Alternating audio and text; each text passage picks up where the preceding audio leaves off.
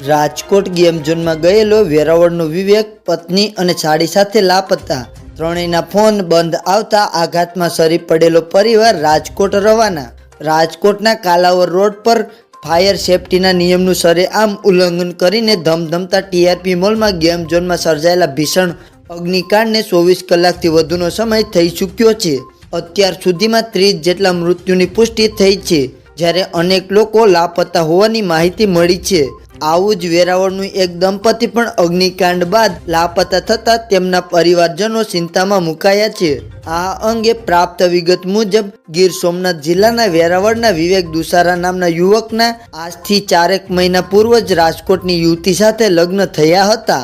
વિવેક પોતાની પત્ની સાથે રાજકોટ સ્થિત સાસરિયામાં આવ્યો હતો, જ્યાંથી વિવેક પોતાની પત્ની અને સાડી સાથે ટીઆરપી મોલમાં ગેમ ઝોનમાં ગયા હતા, જ્યાં ગઈકાલે સાંજે અચાનક આગ ભભૂકી ઉઠતા આખો ગેમ ઝોન રાખના ઢગલામાં તબદીલ થઈ ગયો છે। આ અગ્નિકાંડ બાદ વિવેક, તેની પત્ની અને સાડી ત્રણેય લાપતા થઈ ગયા છે। તેમના પરિવારજનો દ્વારા સંપર્ક સાધવાનો પ્રયાસ કરવામાં આવતા ત્રણેયના ફોન બંધ આવી રહ્યા છે। આથી આઘાતમાં સરી પડેલા પરિવારના સભ્યો વેરાવળથી રાજકોટ આવવા રવાના થઈ ગયા હોવાનું જાણવા મળ્યું છે।